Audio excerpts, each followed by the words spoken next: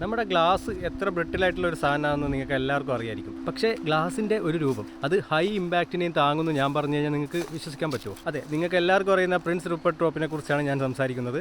നമുക്ക് എന്തായാലും ഒരു റുപ്പർട്ട് ഡ്രോപ്പ് ഉണ്ടാക്കി അതിൻ്റെ സ്ട്രെസ്സും അതേപോലെ തന്നെ അതിൻ്റെ വീക്ക്നെസ് എന്താണെന്നുള്ളതും ഒന്ന് പരിശോധിക്കാം. നിങ്ങളോട് ചെയ്യരുതെന്ന് പറഞ്ഞാൽ നിങ്ങൾ എന്തായാലും ചെയ്യും. പക്ഷേ ചെയ്യുന്ന സമയത്ത് ബിയർ ബോട്ടിൽ അല്ലെങ്കിൽ കുപ്പിച്ചിലോടൊന്നും ചെയ്യാതിരിക്കുക. ഞാൻ യൂസ് ചെയ്യുന്നത് ബോറോസിലിക്കേറ്റ് ഗ്ലാസ് ആണ്. ഇത് പൊട്ടിത്തെറിച്ച് നമ്മുടെ കണ്ണും മുഖമൊന്നും പറ്റുന്നില്ല. നമ്മളിങ്ങനെ ഒരു ഗ്ലാസ് എക്സ്ട്രീം ഹീറ്റിൽ ചൂടാക്കി അത് മെൽറ്റ് ചെയ്യിപ്പിച്ച് തണുത്ത വെള്ളത്തിലേക്ക് ഒഴിക്കുമ്പോൾ നമ്മുടെ തവളയുടെ ലാർവയായിട്ടുള്ള മിട്ടിലിയെ പോലെയോ അല്ലെങ്കിൽ ഹ്യൂമൻ സ്പേം പോലെയോ തോന്നിക്കുന്ന ഒരു വസ്തു കിട്ടും. ഈ സ്ട്രക്ചറിനെയാണ് നമ്മൾ പ്രിൻസ് റുപ്പർട്ട് ഡ്രോപ്പ് എന്ന് വിളിക്കുന്നത്. ഈ ഗ്ലാസ് സ്ട്രക്ചറിന് 2 പാർട്സ് ഉണ്ട്, ഒരു ഹെഡും അതേപോലെ തന്നെ ഒരു ടെയിലും. ഇതിന്റെ ഹാർഡ്നെസിന്റെയും വീക്ക്നെസിന്റെയും എക്സാക്ട് റീസണും ഞാൻ ഡിസ്ക്രിപ്ഷനിൽ ആഡ് ചെയ്യുന്നുണ്ട്. അപ്പം നമ്മുടെ റുപ്പർട്ട് ഡ്രോപ്പ് റെഡി ആയിട്ടുണ്ട്.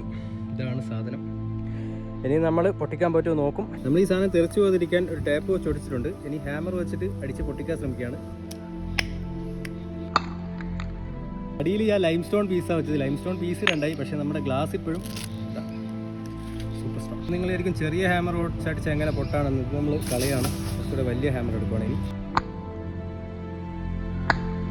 ചെറിയ ഇമ്പാക്ട് കൊടുത്തും ചെറിയ പോറലല്ലാതെ ഒന്നും പറ്റിയിട്ടില്ല. ഇനി നമ്മളിത് ശരിക്കും പൊട്ടിച്ച് കാണിക്കാൻ പോവാണ്. ഇതിൻ്റെ വീക്ക് പോയിന്റ് എന്ന് പറഞ്ഞാൽ ഇതിൻ്റെ ടെയിലാണ്. ടെയിൽ നമ്മൾ ചെറുതായിട്ടൊരു പ്രഷർ കൊടുത്തു കഴിഞ്ഞാൽ ഇത് പൊട്ടിച്ചെറിയ ആയിരക്കണക്കിന് പീസാവും. പക്ഷേ നമ്മൾ എയറിൽ വെച്ച് ചെയ്ത് കഴിഞ്ഞാൽ എനിക്കും വീഡിയോ എടുക്കുന്ന ആൾക്കാർക്ക് ഇവിടെയുള്ള പട്ടികൾക്കൊക്കെ അത് പ്രശ്നമായിരിക്കും. അത് കാരണം നമ്മൾ വെള്ളത്തിൽ വെച്ചാണ് പൊട്ടിക്കുന്നത്. ഇതിൽ ചെറിയൊരു ഇമ്പാക്റ്റ് കൊടുത്തപ്പോഴേക്കും അത് പൊട്ടിച്ചെതറിപ്പോയി. വെള്ളത്തിലായതുകൊണ്ട് നമുക്ക് കാണാൻ പറ്റില്ല. അതാണ് ഇതിൻ്റെ വീക്ക് പോയിന്റ് എന്ന് പറയുന്നത്.